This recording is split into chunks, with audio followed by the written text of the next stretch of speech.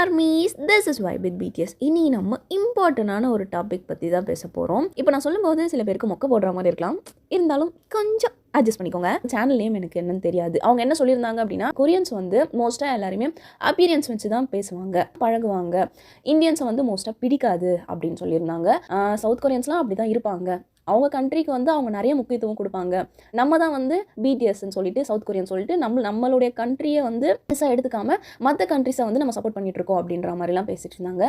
என்னை பொறுத்த வரைக்கும் அவங்க பேசுறது கரெக்டுன்னு தோணுச்சு. பட் இருந்தாலும் ஒரு சில விஷயம் வந்து என்ன இது முட்டாள்தனமாக இருக்கேன்ற மாதிரி இருக்குது. ஏன் சவுத் கொரியன்ஸ் யாரும் நம்ம இந்தியாவில் இருக்க கேர்ள் ஆர் பாயை மேரேஜ் பண்ணலையா என்ன, பிடிக்கலையா என்ன? அப்படிலாம் ஒன்றும் இல்லைங்க. எனக்கு தெரிஞ்சு சவுத் கொரியா அப்படின்ற இருக்கிற கண்ட்ரி இருக்குது அப்படின்னு நிறைய பேருக்கு பிடிஎஸ் தெரிஞ்சதுக்கு அப்புறம் தான் சவுத் கொரியா அப்படின்ற ஒரு கண்ட்ரி இருக்குன்னே நிறைய பேருக்கு தெரியும். எனக்கு தெரியும் சவுத் கொரியா அப்படின்னு ஒரு கண்ட்ரி இருக்குன்ட்டு. ஆனால் மற்ற பசங்களுக்கு தான் தெரியுமா, மற்ற குட்டீஸுக்கு தான் தெரியுமா சவுத் கொரியான்ற ஒரு கண்ட்ரி இருக்குது, அதுலேருந்து தான் பிடிஎஸ் வந்தாங்க தெரியும். ஃபர்ஸ்ட் அதை முதல்ல தெரிஞ்சுக்கோங்க. பிடிஎஸ் அப்படின்றது வந்து அவங்க ஒரு கேபாப் ஐடல்ஸ், அவ்வளோதான். அதுக்காக அவங்களுக்கு வேர்ல்டு ஃபுல்லாகவே ஆர்மிஸ் இருக்காங்கன்னு சொல்லிட்டு அவங்களுக்கும் தெரியும். மோஸ்ட்டாக இந்தியன்ஸை பிடிக்காது அப்படின்லாம் அவங்க எந்த ஒரு ஸ்டேட்மெண்ட்லேயும் சொல்லலை. ரியாக்ஷன் கூட அப்படி இல்லைங்க. பிடிக்காதுலாம் ஒன்றும் கிடையாது. அவங்களுக்கும் எல்லாருமே பிடிக்கும்.